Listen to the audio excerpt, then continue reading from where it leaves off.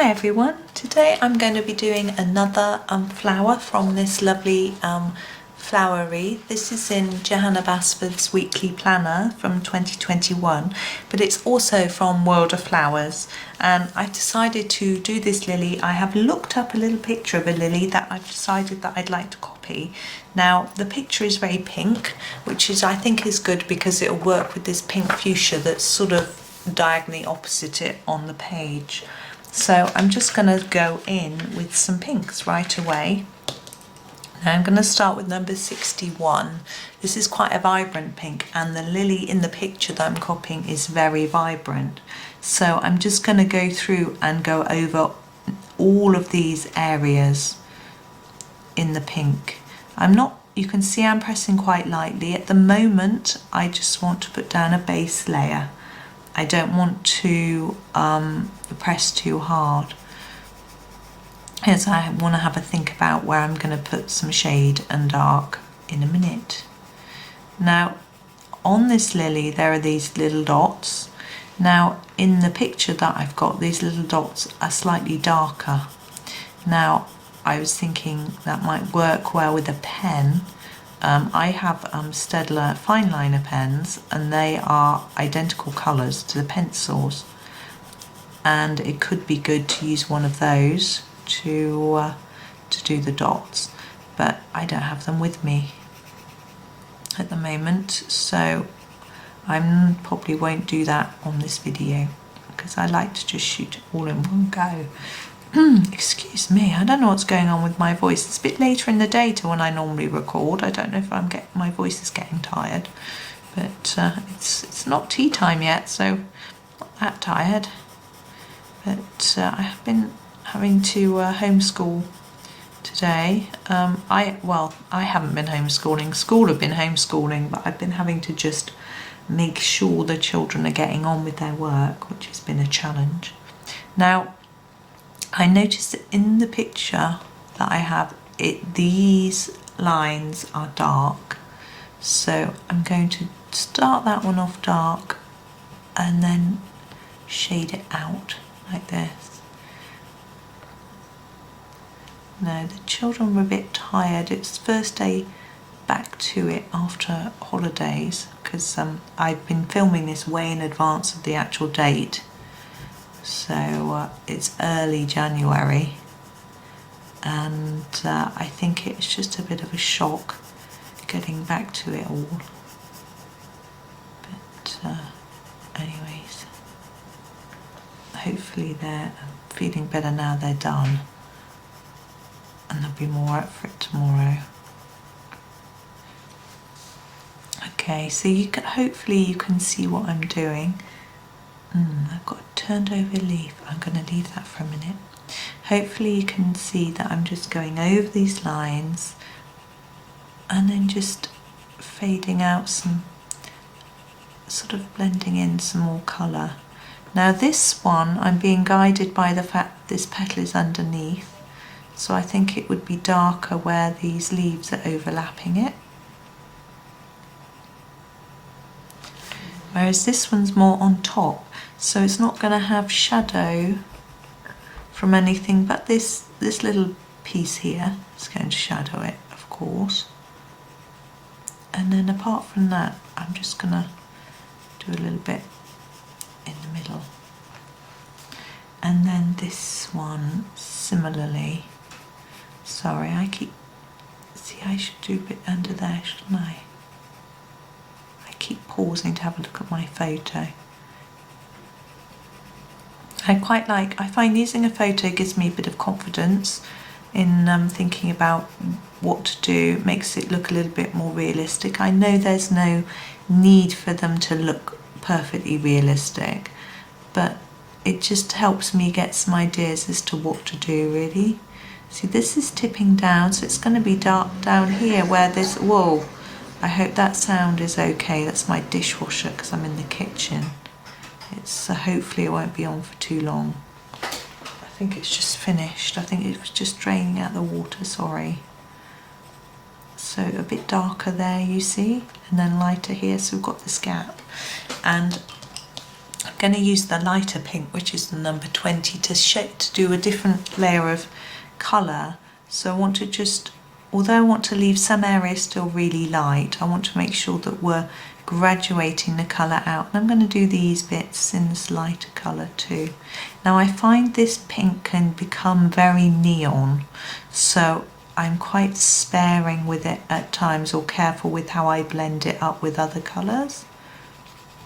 But because we've got this layer of this colour underneath, it will act slightly differently. But I'm just blending out really, just making sure we don't have any thick blend lines.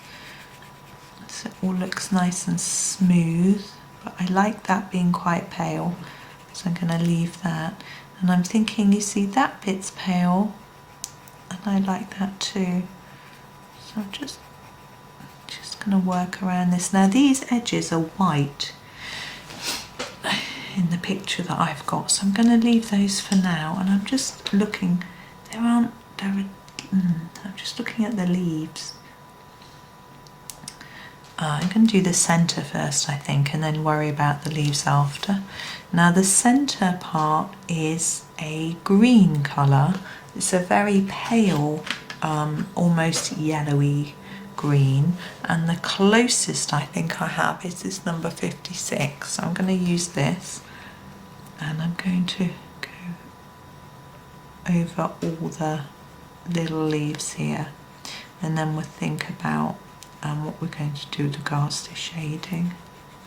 Now this, the one I'm copying actually has a seed pod on this, on one of the sticky up bits, but one of them's green, and the others have got bright orange seed pods, but I'm not going to do any orange on there. I think that isn't a seed pod. So I'm just adding some darker colour in the middle and where it's going to be overlapped. Oh, I've missed this one entirely, haven't I? There we go. Now these leaves are much darker, and I'm going to pick up my number 5. And again, I'm just going to start off with a gentle layer. Now, what's interesting is these are quite matte, but they do have these lines. Johanna has drawn them really accurately. Sometimes I know that her flowers come out of her imagination, but this one looks really similar to the picture I'm looking at. Maybe she went into her search engine and looked at the same picture that I am. That'd be quite funny, wouldn't it? So I'm just gently putting a layer down. Now this green gets quite dark, and I don't want a really, really dark tone. So what I'm going to do now is darken a few areas, and then I'm going to go over the top and blend it together with a lighter colour. So you'll see, so here where these two leaves are together, there will be some shadow under there, which I'm just going to emphasise it in, and the edge here, and up here, and then down here, and here, and here where it's turned over, and the same here and here. Now, going over the top, I'm going to use number 57. Oh, I'm sorry, you haven't been able to see. I'm so sorry. And I'm going to put a harder layer down across this part, and then gently reduce the pressure as I come towards the tip of the leaf. So a heavier layer here, and then reduce it towards the tip of the leaf. I'm going to do the same for all of them, except here, look, we've got this sort of fold, so I'm going to take more pressure until that bit. Now here, I'm going to make it a little bit darker under there, there we go, and more pressure here and here. And I'm checking you can see. I haven't moved the book at all, but now I'm paranoid that you can't see what I'm doing. There we go. Now we have this white edge. Now we can try whitening it because this paper to me seems a little bit yellow. So I grab the white, which is 0, and I'm just going to go over the top. Now you could use a white gel pen for this, but I'm still not sure how much it would show up without having a background.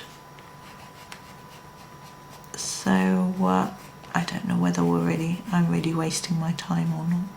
Now of course, even when something's white, it's never all exactly white, so it would be darker here. It's quite fortunate because I've gone over the line with some of the green, but this side here would be darker as well, really. So I'm just going to darken that a tad. Maybe a little light grey might be in order.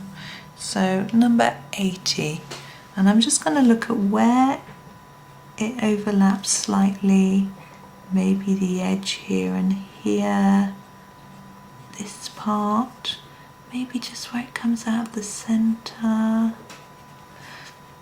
just here, look where it overlaps, and a bit here. Might have been sensible to have done this before putting a layer of white down, because it can often create a barrier and it gets difficult to colour. But there we go, just checking to see if I've done everything that I want to do. I think I might just do a little bit there. There we go. Now last we've got these dots, and I want to push those dots to make them hard. Now the picture I'm looking has got little flecks all over it, but I'm just going to go over Johanna's dots. Sorry, this is number 61, which is this sort of dark pink. I always think of it as a fuchsia pink, but I don't know. Someone did kindly send me a chart with some of the colour names for the Staedtler Ergosofts, but I had a look at it and it was really interesting, but I have now completely forgotten the names. As I say, this could be a lot more effective in pen, but you do need to be careful in pencil that you're not pushing down really hard with a sharp lead, because you'll end up denting the page behind. If you are going to use this as a journal, you don't want the page behind to be all denty.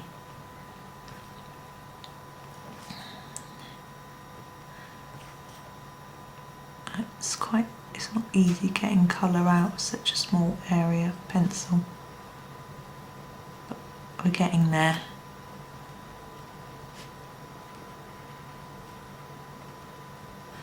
Just I want to darken that up and that.